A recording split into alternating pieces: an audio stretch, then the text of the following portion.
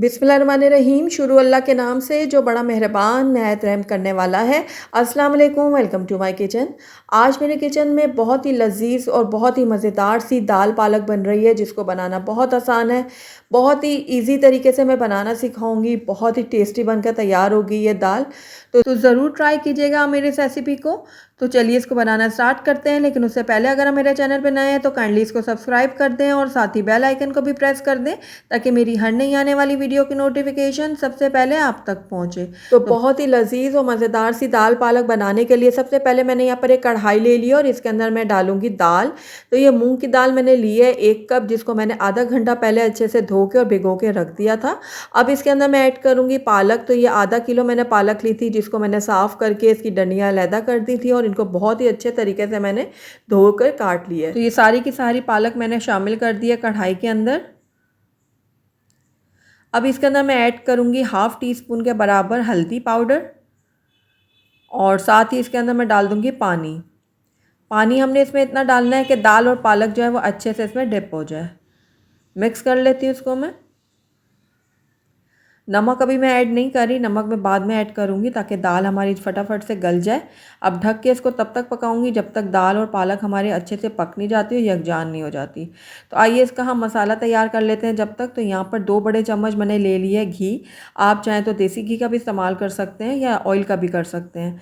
यहाँ पर मैंने हाफ़ टी स्पून लिया साबुत सफ़ेद ज़ीरा और 1 चाय का चम्मच मैंने यहाँ पर चॉप गार्लिक ले लिया है। अब दोनों चीज़ों को मैं थोड़ा सा फ्राई करूँगी।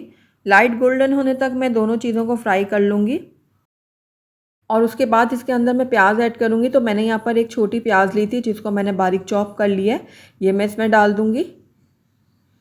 प्याज डालने के बाद मैं प्याज को भी हल्का ब्राउन कर लूँगी। तो कुछ ही देर में प्याज जो है अपना रंग चेंज करना शुरू कर देगा। तो अब इसके अंदर मैं ऐड करूँगी टमाटर। तो एक दरमियाना टमाटर था, जिसको मैंने बारीक चॉप कर लिया है। ये मैं इसमें ऐड कर रही हूँ और इसको भी मैं कुछ देर के लिए पका लूँगी। तो कुछ देर के लिए मैंने टमाटर को भी भून लिया। अब इस टाइम पे आकर इसके अंदर कुछ हम पाउडर मसाले ऐड करते हैं। तो हाफ़ टी स्पून मैंने हल्दी पाउडर डाला है, 1 चाय का चम्मच मैंने धनिया पाउडर डाला है, लाल मिर्चें भी मैंने 1 चाय का चम्मच डाला है। ये आप अपने टेस्ट के अकॉर्डिंग डाल सकते हैं और इसको मैं कर लूँगी मिक्स। थोड़ी देर के लिए हम ड्राई स्पाइसेस को भी पका लेंगे, लेकिन साथ ही इसके अंदर मैं थोड़ा सा पानी भी ऐड करूँगी। हल्का सा छींटा मारूँगी पानी का, ताकि हमारे जो मसाले हैं ना ड्राई, वो जले ना और अच्छे से वो पक जाएँ। तो ये देखिए, थोड़ा सा पानी ऐड करने के बाद मैं सारी चीज़ों को अच्छे से मिक्स कर रही हूँ। साथ ही इसके अंदर मैं ऐड कर दूँगी हरी मिर्चें कटी हुई। या आप अपने टेस्ट के अकॉर्डिंग डालिएगा। इसको भी मैं मिक्स कर लेती हूँ और उसके बाद इसको कवर करूँगी और लो फ्लेम में 2 मिनट के लिए इसको पकने के लिए छोड़ दूँगी।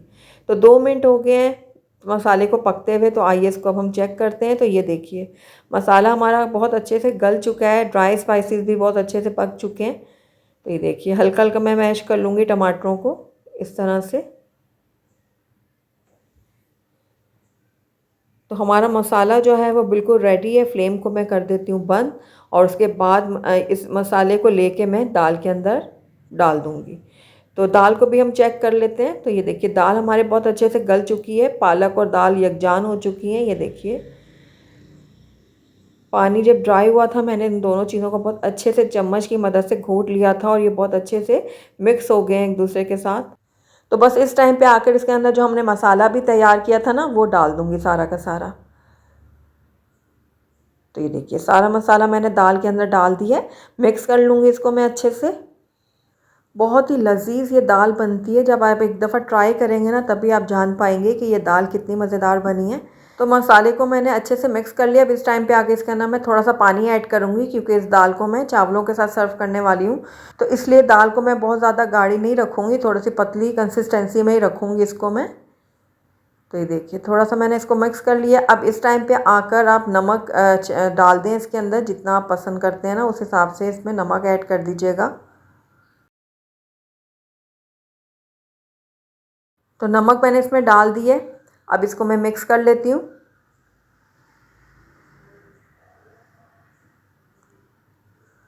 बहुत ही ज़बरदस्त सी खुशबू आ रही है दाल पालक में से। ये देखिए, बहुत ही ज़बरदस्त बनी थी ये दाल।